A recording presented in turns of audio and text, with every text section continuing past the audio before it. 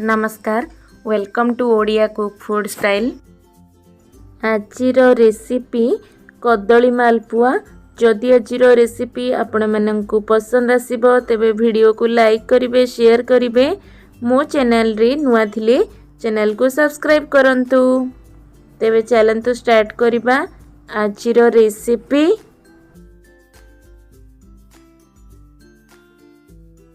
मालपुआ पाई ए सबु सामग्री दरकार।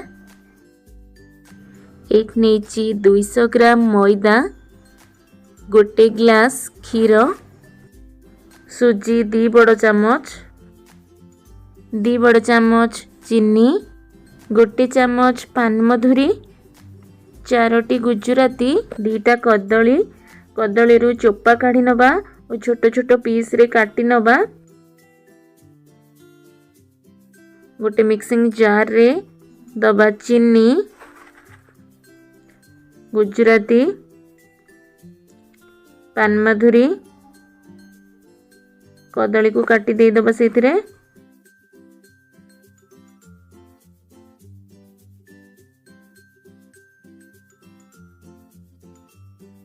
अल्प क्षीर ऐड करी चिकनिया भाबे रे बाटी नबा।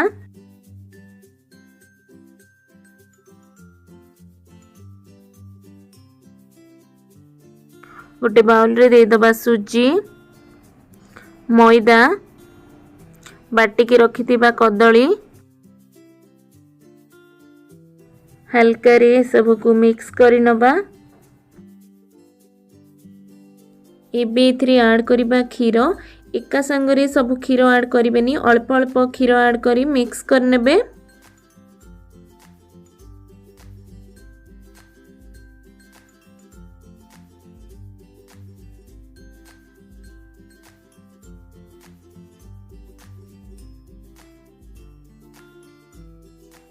ए बेटर एकदम स्मूथ हवा दरकार। आ देखि पारुथिबे ए बेटर को केति की पतला रखिबे, बेसी मोटा करिवेनी कि बेसी पतला कर देबेनी। बेटर को घोड़ेई की 2 घंटा पई रेस्ट दबा। चीनी सिरा प्रस्तुत करिबा सेत पई नेची 100 ग्राम चीनी, 1 ग्लास रे मापी की 2 ग्लास पानी और 4 रु 5टी गुजराती। गोटे जगार दबा चीनी,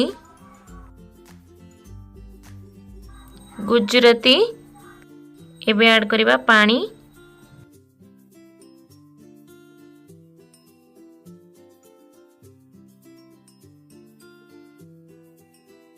गोटे तार कि 2 तार करिबा आवश्यक नहीं। हाथ को अठा लगिले जानिबे जे चीनी सिरा रेडी हे गला।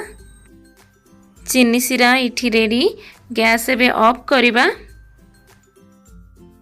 देखि पारुथिबे 2 घंटा परे बेटर केते स्मूथ हेची। चलंतु एबे मालपुआ बनेबा स्टार्ट करिबा। तेलो इठी गरम हे गलानी। एबे मालपुआ छाणीबा। गैस रो फ्लेम मीडियम रखिबा।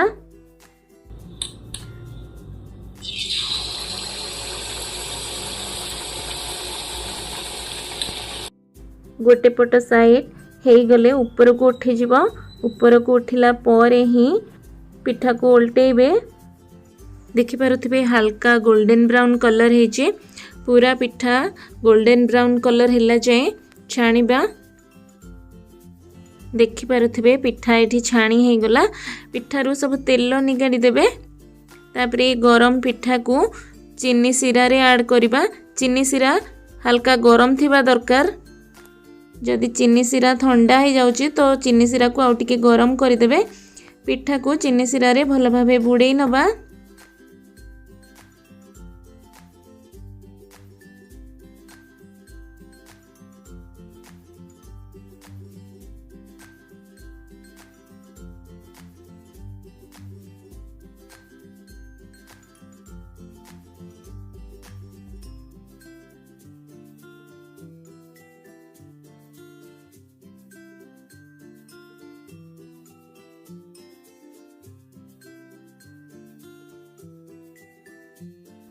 बाकी मालपुआ को मध्य सेही परि भाबे छाणी नबा।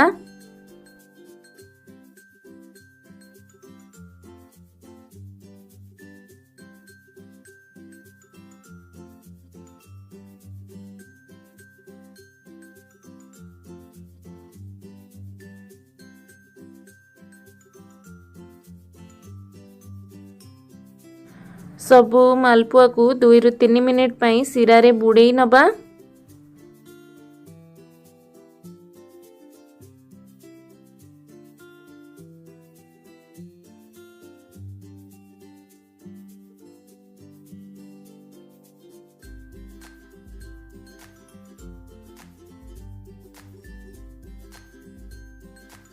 आजिर मालपुआ रेसिपी आपण मानंकु केमिति लागिला निश्चय कमेंट रे जणेबे।